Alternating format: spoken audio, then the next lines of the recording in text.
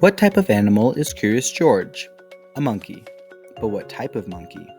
To find out what species of monkey Curious George is, we are going to use taxonomy, which is the classification of organisms. Each animal has its own classification on this chart, starting with broader categories at the top and narrowing down to a specific animal. The first few categories are easy. Because he is an animal with a spine, we can knock out his kingdom and phylum as Animalia and Chordatas. His class is also easy because he's clearly a mammal, so he goes in Mammalia. I swear I didn't make that one up. The last easy one is his order, which is Primate.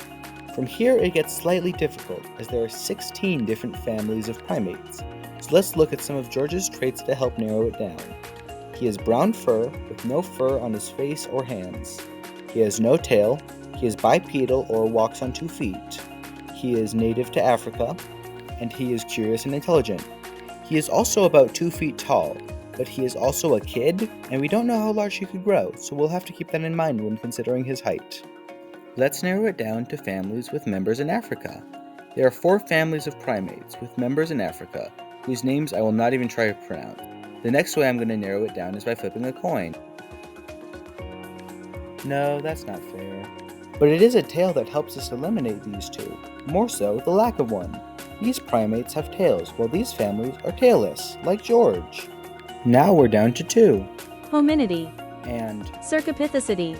Hominidae. is commonly referred to as great apes, and it includes gorillas, chimpanzees, and humans, while Cercopithecidae. is referred to as old world monkeys and includes babo, colobuses, guenons, lutangs, and macaws. Looking at examples of the 2 families, Curious George is probably a great ape, as he shares many traits with the great apes. Now, the genus should be easy, as there are only 4 living groups left.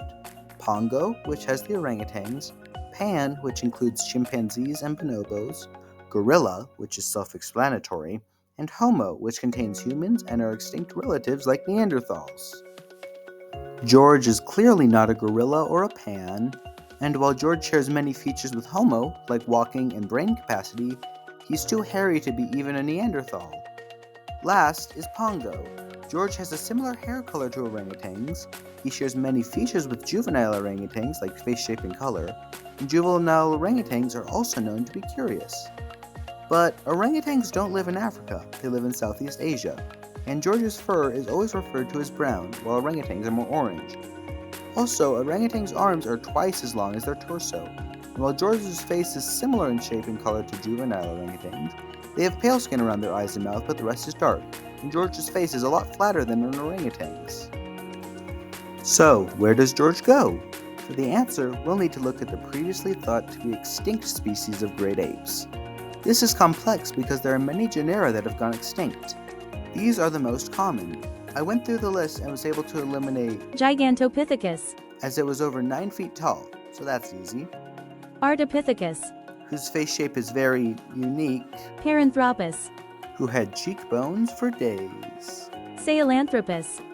and Oririn. were harder, but their faces don't line up with George. So, we are left with the Australopithecus genus, the only one I can pronounce. Lucky me. Now keep in mind that George is a kid, so he hasn't had time to develop wrinkles like in these diagrams. And we don't actually know the hair color of any of these species, as hair isn't preserved in the fossil record. With that in mind, George looks very similar to these individuals. The last category is species, and looking at all the species of Australopithecus, I've come to the conclusion that Curious George is a Australopithecus afarensis. Hooray! They are the closest to George in the entire genus. Their face shapes line up, and they are bipedal, while also spending significant time in the trees. They are covered in hair except for their faces and hands, and they have no tail.